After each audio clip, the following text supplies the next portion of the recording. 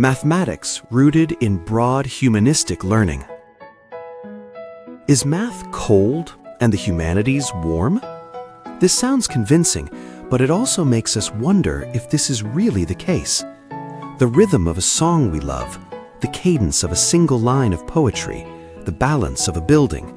Even within that warmth, numbers and ratios are hiding quietly. Mathematics seeks nature's secrets through numbers, figures, equations, and structure. Math is precise, logical, and driven to the end by proof. The humanities, in contrast, explore human thought and feeling, culture and history.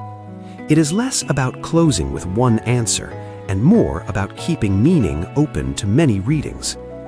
On the surface, the two seem far apart, but once the history of mathematics unfolds, that certainty collapses sooner than expected. A single papyrus left in the desert flows into the mathematics of the next age, crosses into another civilization, and returns with a new language. The writings left by Ahmes of ancient Egypt reached Euclid, Archimedes, and Diophantus in Greece. And in the Islamic world, Greek geometry and India's algebraic tradition were woven together, carrying mathematics farther still. Al-Khwarizmi's works, which set the course of algebra, were translated into Latin and brought to Europe, shaping the rise of medieval mathematics. Mathematics has always been built upon the mathematics that came before it, so it can be called humanity's storehouse of wisdom, a bundle of the humanities. It's also striking that in ancient Greece, mathematics meant learning, a gathering of knowledge. In that time, mathematics held not only geometry, but also mechanics, astronomy, optics, and even music. The sciences we now name separately once belonged in the same box. But why did ancient mathematicians hold so many fields at once? To step aside from religious authority, to observe nature and read it through logic.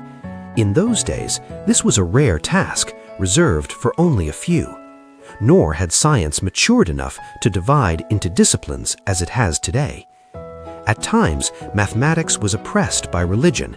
At other times, it collided with faith and other fields, mingled with them, and grew. Then why does mathematics resemble the humanities? The humanities ask, what kind of life does a human want? Some scholars say the humanities should guide human life and the whole society we live in towards something better. The humanities are not a refinement that ends with having read a novel or a classic. Reading many books, remembering them, and debating them does not in itself become humanistic insight. In the end, what matters most is never letting go of the questions that seek to understand humanity and society more clearly. To understand people, we must know history. To understand history, we must know philosophy, the way people think. To grasp philosophy, we must know language.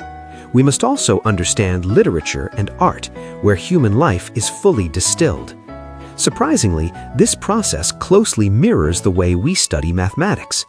In the end, the core spirit of the humanities is fully embedded in mathematics as well. If the humanities seek to guide society towards something better, mathematics, too, shines most when it is used to help people. The phrase, math is the foundational technology of advanced industry, no longer feels unfamiliar. But in the end, what becomes the foundation is decided by human life. No matter how brilliant a technology is, if no one wants it, it becomes a display piece. To know what people truly want, ask the humanities first, and the humanities turn back to mathematics and ask, with this kind of technology, people might live a little happier, but can you make it possible?